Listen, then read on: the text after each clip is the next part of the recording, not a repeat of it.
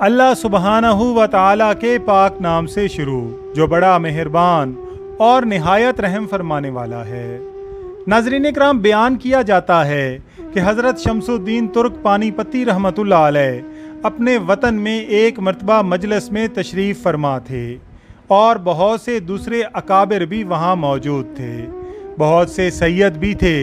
एक सैयद ने, जो अकाबिर शहर से था और बहुत शोहरत रखता था, आपका मजाक उड़ाते हुए कहा कि आपके सैयद होने का क्या सबूत है। आपने अपना नसबनामा बयान कर दिया। उस शख्स ने कहा कि ये भी सबूत का मोहताज है। ये सुनकर आप जलाल में आ गए।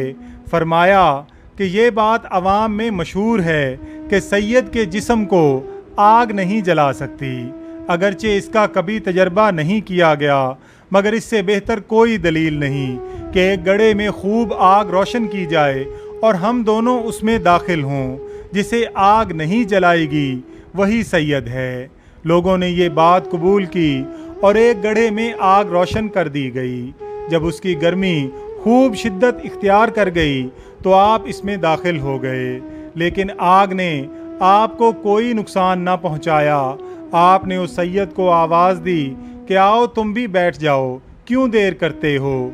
सैयद लोगों की शर्म के मारे और अपनी आन रखने की खातिर आगे बढ़ा, मगर आग की हिद्दत को महसूस करके बदहवास हो गया।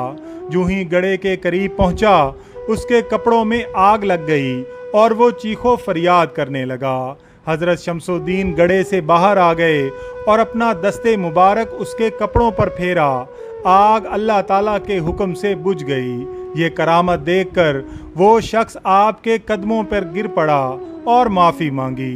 दूसरे लोग भी ये वाक़या देखकर हैरत में पड़ गए। नाज़रीन इकराम, वाक़या पसंद आया हो तो इसका इजहार कमेंट्स में ज़रूर कीजिएगा। अल्लाह ताला से दुआ है कि अल्लाह ताला हज़रत ख्वाजा शमसुद्दीन तुर्क रहमतुल्लाह अलैह के सदके हमें भी राह हिदायत पर इस्तकामत अता फ़रमाए। आमीन या रब्बल आलमीन।